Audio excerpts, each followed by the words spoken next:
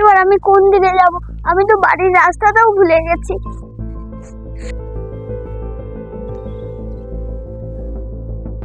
কি ব্যাপার, বাচ্চা মেয়েটা থাকা রাস্তা একা দাঁড়িয়ে কাঁদছে কেন?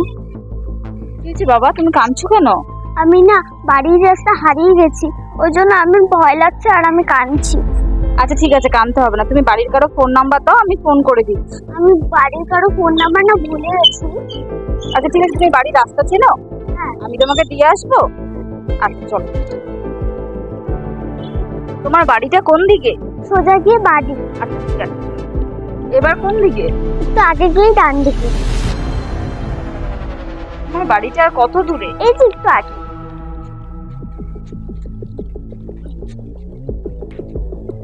এত টাইম লাগে? হ্যাঁ, নেক্সট টাইম থেকে যেন দেরি না হয়।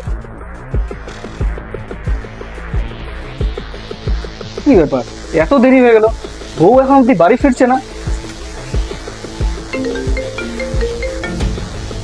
আননোন নাম্বার থেকে ফোন।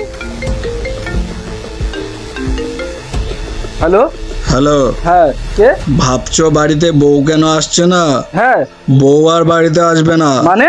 যদি পকেটে থাকে 5 লাখ তাহলে বউ বাড়িতে আসবে। মানে বুঝলাম না। তোমার বউ অলরেডি কিডন্যাপ হয়ে গেছে। 5 লাখ টাকা দাও আর বউকে নিয়ে যাও। হে ভগবান, এখন কি হবে? তো বন্ধুরা, এখন এখানে যে ঘটনাটা ঘটলো, এই ঘটনাটা দেখে আপনারা সতর্ক হয়ে যান। এইভাবে মহিলারা রাস্তার থেকে অপহরণ হয়ে যাচ্ছে, তাদের পিছনে বড় একজন স্ক্যামার আছে। তারা কি করছে, একটা বাচ্চা মেয়েকে রাস্তার মধ্যে রেখে দিচ্ছে, আর বাচ্চা মেয়েটা কাঁদছে হাউ হাউ করে। আর মহিলারা দেখে একদম মোমের মতো গলে যাচ্ছে, কারণ মহিলাদের মন হয় একদম অন্যরকম। তারা বাচ্চাদের চোখের জল দেখতে পারে না, আর তারা গিয়ে বাচ্চাদের জিজ্ঞাসা করে যে মা তোমার কি হয়েছে। তখন বাচ্চাটা বলে আমি না রাস্তা হারিয়ে ফেলেছি, আমাকে একটু আমার বাড়ি অব্দি ছেড়ে দিয়ে আসবেন। আর এই সুযোগটা নেয় স্ক্যামাররা। তারা কি করে, রাস্তার মধ্যে সেই মহিলাটাকে কিডন্যাপ করে নেয়।